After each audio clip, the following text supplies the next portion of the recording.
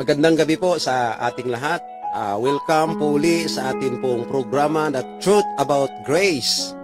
Kaya nga lang, Pastor Kahan, medyo matagal na ilang buwan yata na hindi tayo nakapag on air, no?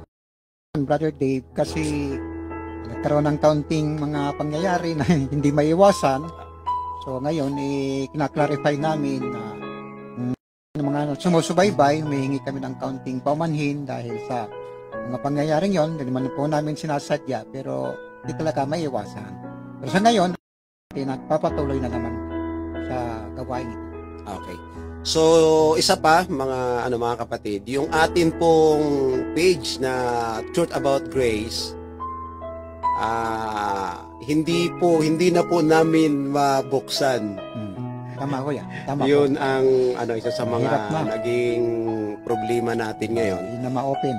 So sa ngayon, dito muna tayo dahil hindi pa tayo nakagawa ng page ng Truth About Grace. Kasi yung pagdating ni Pastor ngayon, hindi ko rin alam ano lang ito ano man tawag sa ganito, yung parang surprise. Surprise visit. So, mga kapatid, itong studio natin ay hindi ito yung ginagamit namin ni Pastor. Doon yun sa kabila. So, kalilipat lang namin dito. So, ito yung una Pastor, no? Unang live natin na Truth About Grace. So, ganoon pa man. So, let's start. Pero sabi ni Pastor, kakanta daw siya.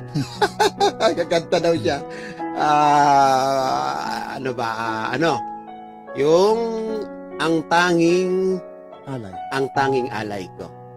Okay. So, eto.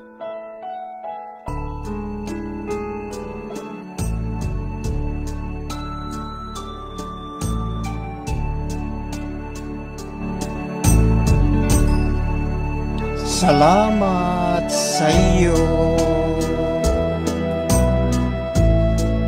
ating Panginoong Jesus. Ako'y inibig mo at inangking lubos. Ang tanging alay ko sa iyo, aking Ama, ay buong buhay ko, puso at kaluluwa. Hindi makayanan, may pagkaloob, mamahaling tiyas, ni gintong nilukob ang aking dalangin. O Diyos, ay tanggapin ang tanging alay ko, nawa ay gamitin. Ito lamang, Ama, wala nang iba pa akong pinili. Di ko akalain na ako ay bigyang pansin. Ang taong tulad ko, di dapat mahalin. Ang tanging alay ko sa iyo, aking Ama, ay buong buhay ko, puso at kaluluwa.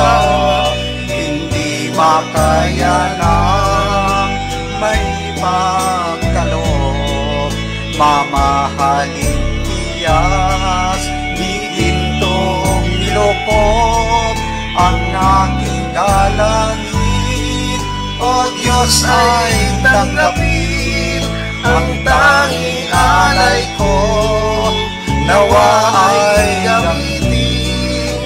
Ito lamang, Ama, wala nang iba pa akong pinili.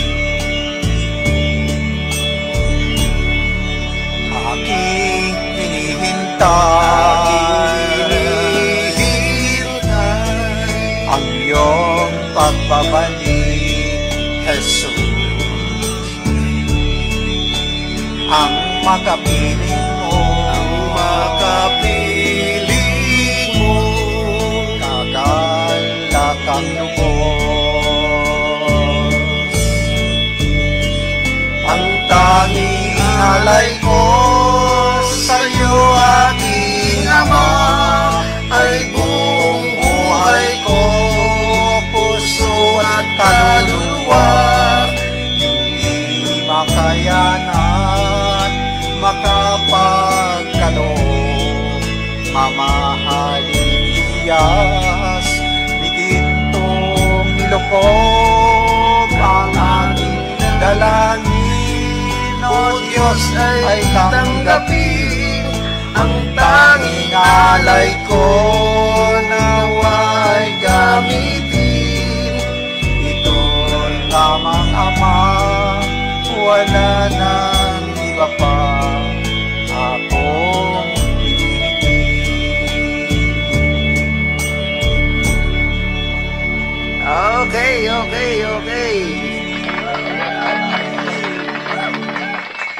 So, proceed na siguro tayo, Pastor.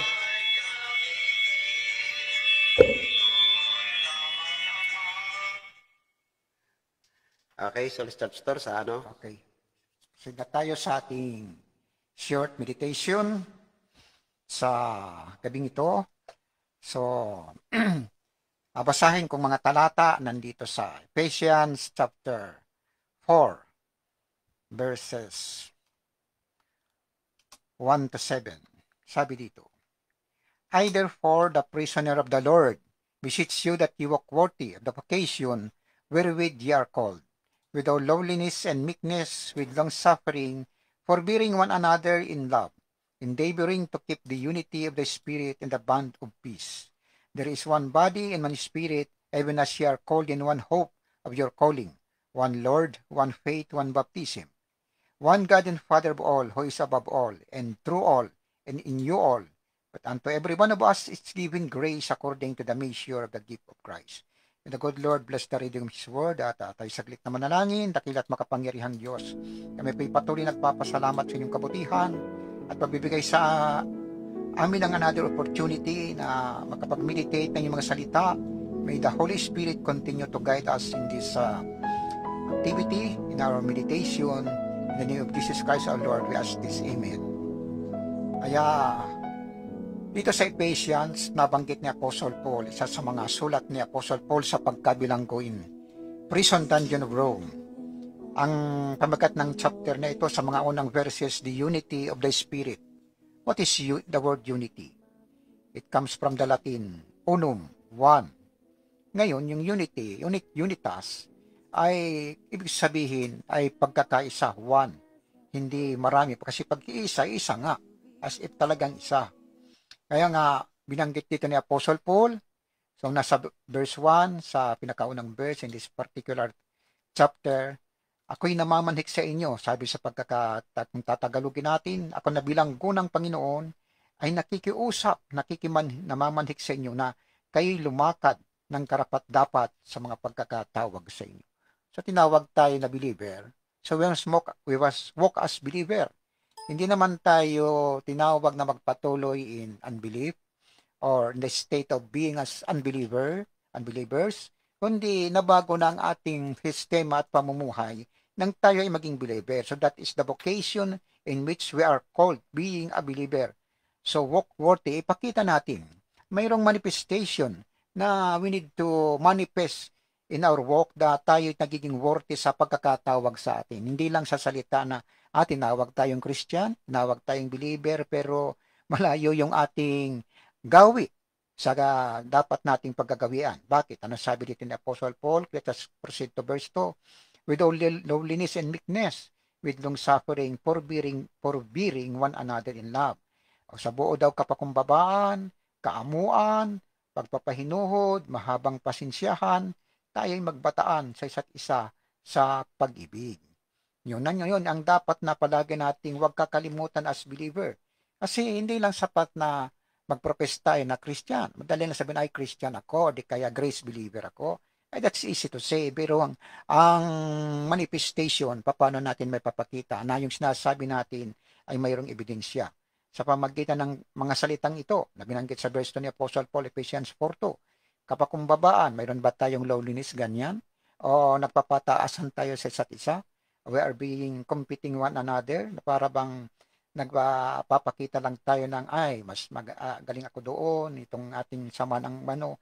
Hindi, ang sabi, kapakumbabaan at kaamuan na tayo mayroong pagpapahinuhod at inuunawa natin sa itang forbearing means pinoforbear, mayroon tayong pag-unawa, kapakumbabaan at pag-unawa sa isa't isa. Ngayon dito sa verse 3, endeavoring to keep the unity of the Spirit in the bond of peace, nagsisikap na patuloy na maingatan natin ang pagkakaisa sa Espiritu, sa diwa ng kapayapaan. Kailan nagkakaroon ng kapayapaan? Pag may pagkakaisa. Kung wala tayong kapayapaan, magkakaisa kaya tayo? Of course, hindi. Sabi nga sa Amos chapter 3 verse 10, hindi pwedeng magsama ang dalawa unless na magkasundo sila. Wala silang kapayapaan kasi lagi silang magtatalo. Lagi silang magdidiskusyon. Sasabi ng isa, ay, ako ang tama. Sabi ng isa, hindi, ako ang tama, mali ka. Di pataasan. There is no peace, there is no unity. So, walang bond of peace. How can we attain that bond of peace? By means of endeavoring. Yung binanggit sa mga salita sa taas. At makakapag-endeavor na tayo, magkakaroon na tayo ng unity sa Espiritu, sa tali ng kapayapaan. Mayroon nabubugkos, nabibigkis tayo sa tali ng kapayapaan, hindi sa kaguluhan. O ito pa, ang mga matitinding mga pangungusap dito sa following verses, isa na binabanggit niya dito ni Apostle Paul, hindi marami. Sabi dito, there is one body, not many. There is one Spirit, not many. Even as ye are called in one hope of your calling. And then verse 5, isang Panginoon, isang pananampalataya, isang bautismo. Hindi yung ibang mga bautismo ng religion sa tubig, hindi lang pinag-uusapan, kundi yung isang bautismo dito, yung pagtanggap natin kay Christ, in-immerse tayo spiritually ng Holy Spirit, and we become a member of the spiritual body of Christ, hindi sa kung ano-anong mga sekta, mga religion. Kaya hindi nagkakaunawaan, minsan sabi parehong believer, minsan sabi pareho ng grace believer, hindi nagkakaintindihan. Nahiwalay lang ng human organization, nagtatalo na. Sabihin, ay, hindi natin yan kasama, naghiwalay yan, marami ng mga issue. So parang lumalabas na hindi po talaga, yung vocation na ibinigay sa atin ng Lord, parang lumilihis tayo. Lumilihis kasi yung pag-ibig na mawawala na. Hindi naman ang emphasis dito si Apostle Paul nga, hindi naman siya nag-preach ng organization, ng kung ano, kundi pinag-preach lang niya yung gospel of grace na ibinigay sa kanya ng Panginoon. Sabi nga ni Apostle Paul, we do not preach ourselves, we preach Christ crucified. Yun sana ang maging emphasis natin sa ating buhay para magkaroon tayo ng unity of the Spirit. So, ang nangyayari ngayon, sad to say, na parang yung mataas yung mga sekta, yung mga organization, then nagkakaroon na ng mga discrimination. Nagkakaroon na ng mga bias, ng mga idea, ng mga rejection, ng sectarianism. Yun ang nakakalungkot po. Pero mga kapatid, hindi po dapat ganyan. Kung iisa lang ang ating Panginoon, hindi marami. Pagkakapatid tayo, wala tayong dapat pag-awayan. Nabubuo tayo sa isang body. Ang body of Christ, hindi human organization or religion, kundi spiritual na organism in Christ. One Spirit, one Lord. O sino ang ating Panginoon? Marami ba tayong Panginoon? Marami ba tayong mga bodies? No, there are only one bodies, one calling, one baptism Spirit, one God and Father above all, and through all, in you, all nasa inyo at sa pamagitan nyo. At sa verse 7, ngunit sa bawat isa sa atin, ibinigay ang biyaya sa bawat isa. Hindi walang specific na human organization dito, kundi sa bawat isa ayon sa sukat ng pagkakahandog ni Kristo. So mga kapatid, yan po ang ating short meditation. So I like to remind na mag-establish tayo sa unity of the Spirit. May the good Lord bless our meditation this night. Okay. Napakagandang minister. So, kanta pa tayo, Pastor, ng isa, yung paborito nating kanta, yung One Day at a Time. Yan. Sige. Kaya rin natin to. Kaya. Sayang yung composition mo dito, Pastor. Sayang nga, Brother Dave, pero yung mail kay. Sa panglalaki. Panglalaki. Ikaw ulit kakanta rin to, ha? Sige. Ayan, karaoke, mail kay. Yan. Okay. So, sa ngayon po ay kasalukuyan kaming nagkakaraoke. Totoo po mga kapatid.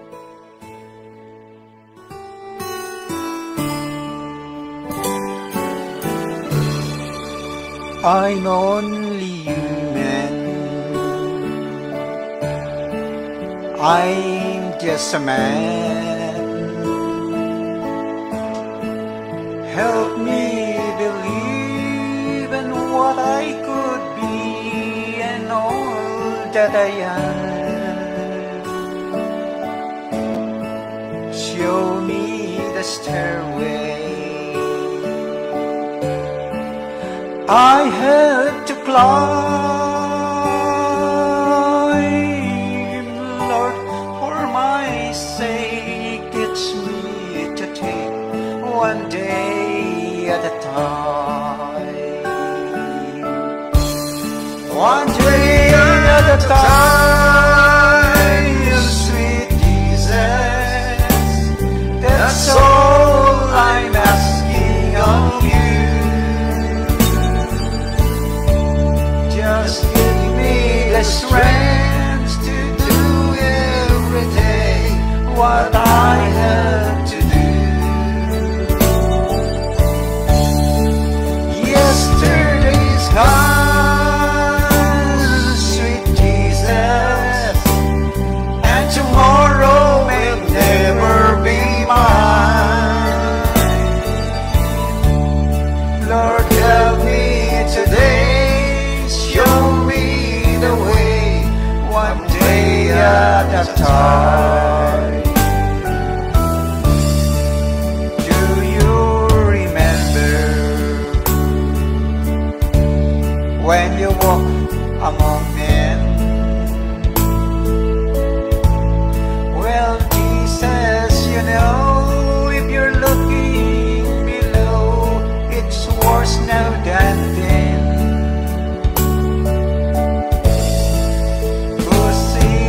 Shouting, that's crowded my mind.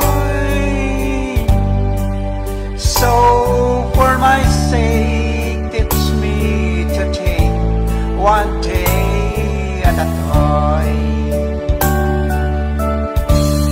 One day at a time, sweet Jesus, that's all I'm asking of you. Just give me the strength to do every day what I have to do. Yesterday's gone, sweet Jesus, and tomorrow may never be mine. Lord, help me today. Show me the way, one day at a time. One day at a time, sweet Jesus, that's all I'm asking on you. Just give me the strength to do every day what I have to do. Yesterday's gone, sweet Jesus, and tomorrow may never be mine. Lord, help me today. Show me the way, one day at a time. Lord, help me today. Show me the way, one day at a time.